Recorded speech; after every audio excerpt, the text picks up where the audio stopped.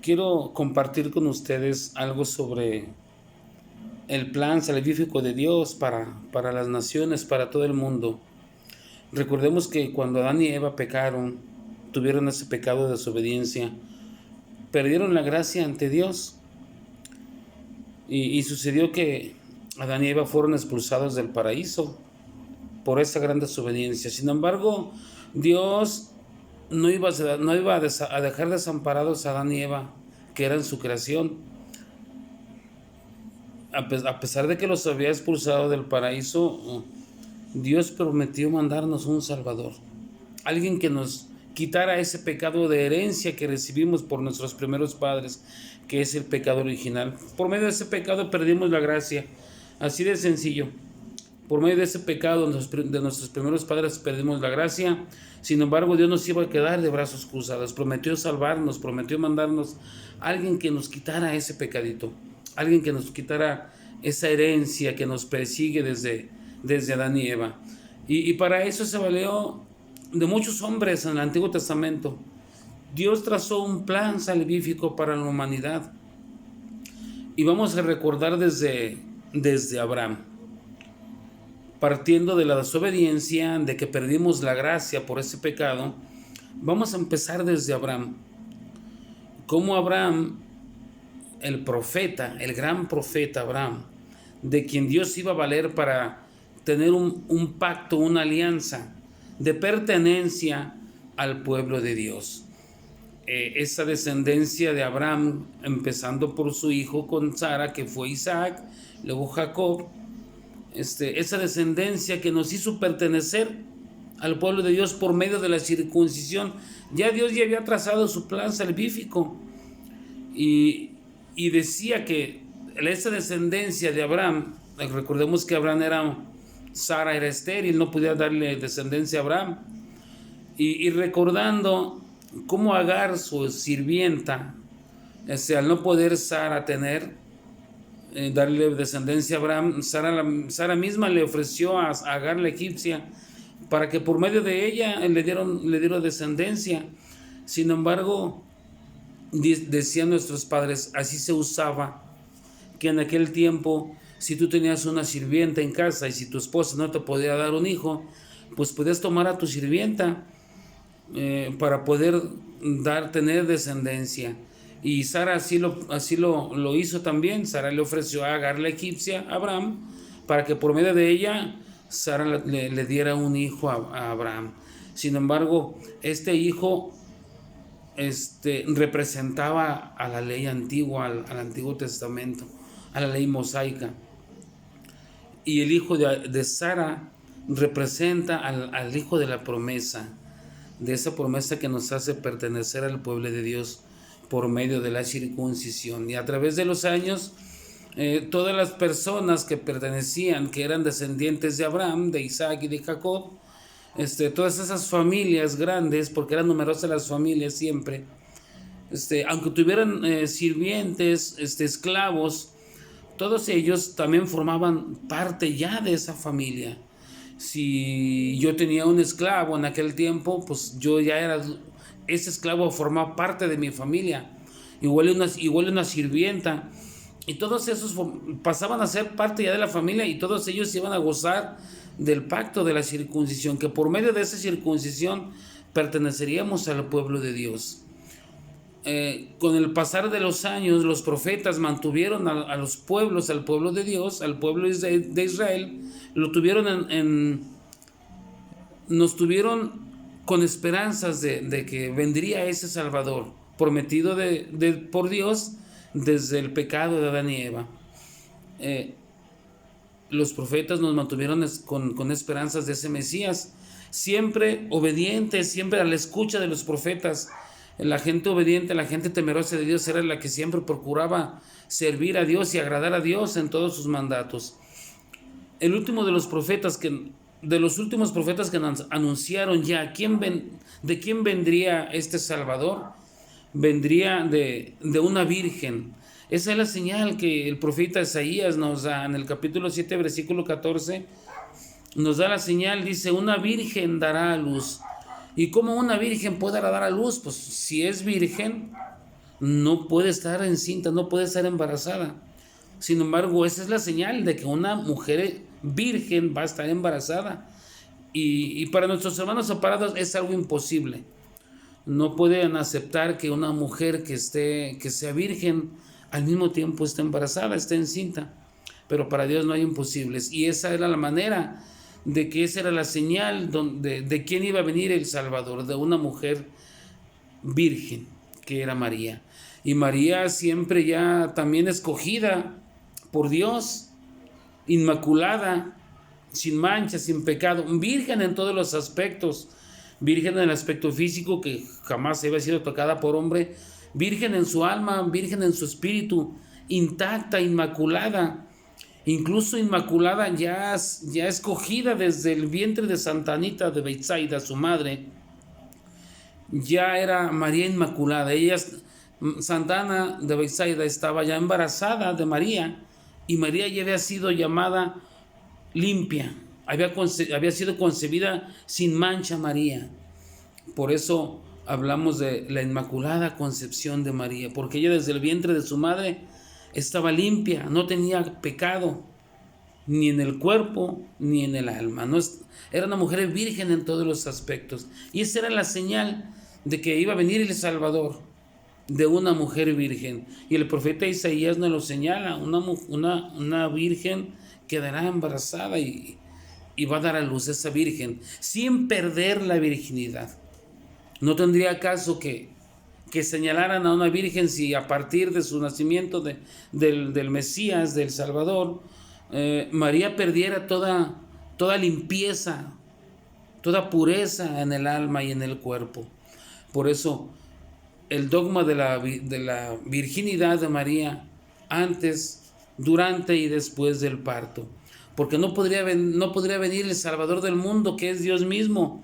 No podría venir de algo impuro, de algo manchado, de algo que había sido ya tocado por mano humana.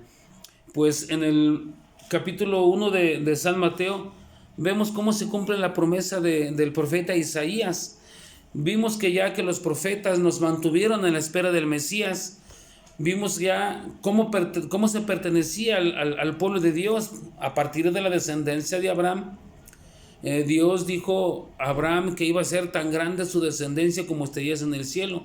Por eso los millones de cristianos en el mundo somos hijos por la fe de Padre Abraham. Y nosotros todos somos esa descendencia inmensa que Dios le había prometido a Abraham, y sin embargo, pues se cumple ese pacto de Dios con Abraham a través de la circuncisión. Y todas las casas donde había niños pequeños, a los 8 días de nacidos los circuncidaban, y esa era la pertenencia al pueblo de Dios. La mujer obviamente no se circuncidaba, pero al tener esposo circuncidado, ya ella también formaba parte de ese pacto, espiritualmente unida al pueblo de Dios por la circuncisión de su esposo. Vamos a ver entonces en Mateo capítulo 1 cómo se cumple la promesa del profeta Isaías. Dice: todo eso sucedió para que se cumpliera lo que había sido dicho el Señor por boca del profeta: la Virgen concebirá y dará a luz un hijo, y le pondrán por nombre Manuel, que significa Dios con nosotros. ¿Cómo aquí se cumple la promesa del profeta Isaías? Se cumple la promesa de Dios, que el Salvador del mundo iba a venir. Ese Salvador que vino a borrarnos el pecado original que teníamos, que heredamos de nuestros padres, se cumple, y San Mateo nos lo narra. Y vamos que se cumple la promesa de la llegada del Mesías. Sin embargo, aquí no termina el plan salvífico de Dios con la llegada de Cristo su Hijo, que es Dios mismo. Apenas aquí comienza con su nacimiento. ¿Y cómo es reconocido este Mesías por la humanidad? Unos magos de Oriente, dice aquí en el capítulo 2, dice: Jesús había nacido en Belén de Judá durante el reinado de Herodes. Unos magos que venían de Oriente llegaron a Jerusalén y preguntaron: ¿dónde está el rey de los judíos recién nacido? Porque hemos visto su estrella en el Oriente y venimos a adorarlo. Herodes y toda Jerusalén quedaron muy alborotados al oír esto. Reunió de inmediato a los sumos sacerdotes y a los que enseñaban la ley al pueblo, y les hizo precisar dónde tenía que nacer el Mesías. Ellos le contestaron: en Belén de Judá, pues así lo escribió el profeta. Y tú, Belén, tierra de Judá, no eres en absoluto la más pequeña entre los pueblos de Judá, porque de ti saldrá un jefe, el que apacentará a mi pueblo Israel. El pueblo de Israel, en ese pueblo, Dios tenía todas nuestras herramientas para tener esa salvación prometida.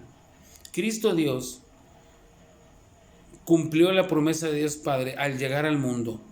Y Dios, Papá, en el Antiguo Testamento, en el pueblo de Israel, nos deja todas las herramientas para tener esa salvación. Por medio del pueblo de Israel somos salvos, un pueblo escogido, elegido por Dios como pueblo de sacerdotes. Lo comentábamos en otros audios anteriores, que ese pueblo de Dios había sido elegido por Él como un pueblo de sacerdotes, en donde Él manifestaría todo su poder, toda su gloria, todo su plan salvífico. En el sacerdocio levítico teníamos la ley, teníamos el culto, teníamos la expiación por los pecados en estos sacerdotes levíticos, y ellos nos representaban ante Dios, y al mismo tiempo el sacerdote representaba a Dios ante el pueblo. Una vez terminado esta historia del pueblo de Israel con la llegada del Mesías, se sigue elaborando el plan salvífico de Dios. Ese plan salvífico se va cumpliendo, va agarrando lugar en el mundo, va agarrando terreno, va ganando terreno cuando se van cumpliendo todas las promesas de Dios. Llega Jesucristo. Jesucristo es también Dios mismo en la tierra, y en el transcurso del tiempo Cristo llega a cumplir 30 años de edad, que a partir de ahí, de esa edad, empieza su ministerio público, empieza su plan salvífico. Cristo Dios necesita intermediarios. Sabemos que mediador solo es uno, Él es el mediador, pero Cristo Dios necesitó intermediarios para elaborar su plan salvífico. Cristo escogió a los apóstoles, dijo: voy a hacer mi plan salvífico, voy a elaborarlo, y empezó a llamar a los que Él quiso, y se valió de 12 personas, a los 12 apóstoles. Hubo un apóstol que Cristo Dios, sin conocerlo, fíjense bien, a uno de los que llamó sin conocerlo, se lo quedó viendo por instantes y le dijo: tú serás Kefas. Ni Pedro lo conocía al maestro, pero el maestro sí lo conocía, porque el maestro es Dios y él sí lo conocía. Pero a diferencia del maestro, Pedro no conocía al maestro. Sin embargo, cuando Andrés, su hermano, lo presentó ante el maestro a Pedro, Cristo se le quedó viendo por instantes a los ojos. Con esa mirada tierna, dicen los estudiosos, los teólogos, que Cristo tenía una mirada que domina, una mirada que convence, una mirada que enamora, una mirada que te deja que te marca cuando Él te ve. Y cuando conoció Cristo a Pedro, y Pedro conoció a Cristo, le dijo: tú vas a ser Kefas. Ni siquiera Pedro lo conocía, y Cristo ya le dice Kefas, la roca, donde Cristo iba a manifestar su poder salvífico, donde Cristo iba a manifestar su plan salvífico en esta persona, en el Kefas. Fue llamando a uno por uno de los apóstoles, a los que Él quiso, los escogió, se los llevó a vivir con Él, y sobre todo a Kefas, a ese tal Simón que después le pondría Pedro.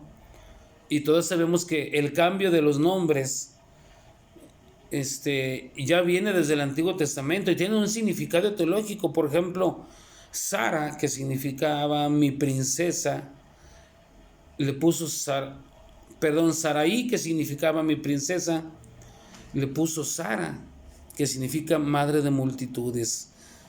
Y Abraham, que significaba padre exaltado, le puso Abraham, que significa padre de multitudes. Y así, en las personas que Cristo iba eligiendo, que Dios iba eligiendo, también significaba mucho el cambio de nombres. Por eso al llamarle a Simón, llamarle Kefas, pues porque ese Kefas iba a ser la roca donde Cristo iba a edificar una iglesia, un plan salvífico. Digo, sobre este Pedro, sobre este Simón, voy a elaborar este plan. Cristo sabía que venía, iba a morir. Cristo sabía que iba a morir y que se iba a ir. Cristo sabía que iba a durar poco con nosotros, por eso tenía que dejar su plan salvífico en hombres, debía de usarnos a los hombres para ejecutar su plan salvífico. Siendo Cristo Dios y en su humana llegada que vino aquí al mundo, en su forma humana, también se valió de seres humanos para elaborar su plan.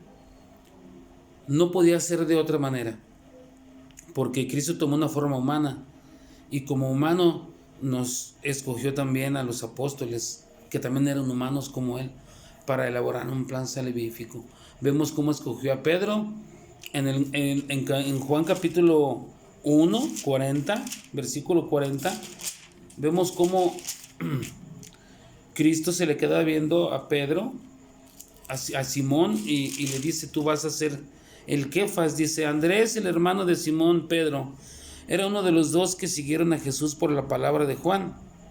Recordemos que Juan Bautista tenía también discípulos que eran Andrés y otro hermano de Andrés. Ellos seguían a Juan Bautista y Juan Bautista les dijo: doy testimonio que ya me siguen a mí. Viene otro, el cual yo no soy digno de que desatarle sus sandalias. Viene otro después que yo, a ese deben de seguir. Y estos dos discípulos de Juan, antes de ser discípulos de Cristo, eran discípulos de Juan. Y Juan Bautista les dijo: es Cristo, es Él el Mesías, porque Cristo llegó a bautizarse al Jordán. Y Juan le dijo a los discípulos: doy testimonio que es Él a quien deben de seguir. Dice: Él debe de crecer y yo debo de crecer. Entonces los discípulos empezaron a seguir a Jesucristo. Cuando los discípulos empezaron a seguir a Jesucristo, también se lo presentaron a Simón. Y fue en ese entonces cuando Cristo se le quedó viendo fijamente a Simón. Simón no lo conocía, nunca lo había visto.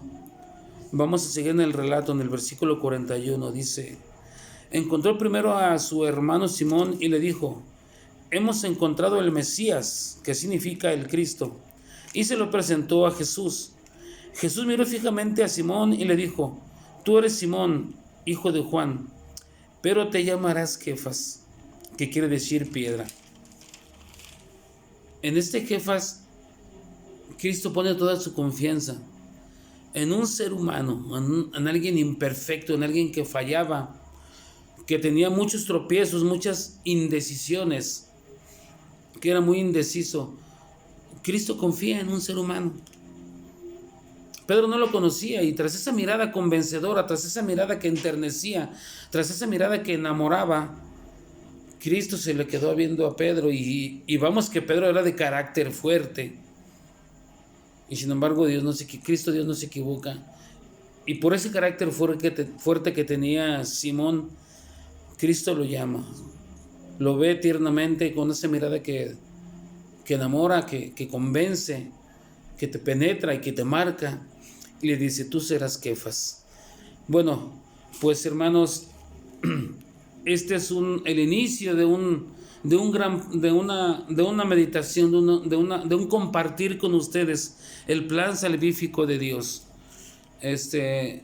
Lo voy a hacer así corto, de algunos 20 minutos, para que las personas también no vean que es tan largo y puedan compartir con nosotros esta reflexión. Dale dedito para arriba, dale dedito para abajo si te gusta y hay que compartirlo para que las personas sepan el origen del plan salvífico de Dios.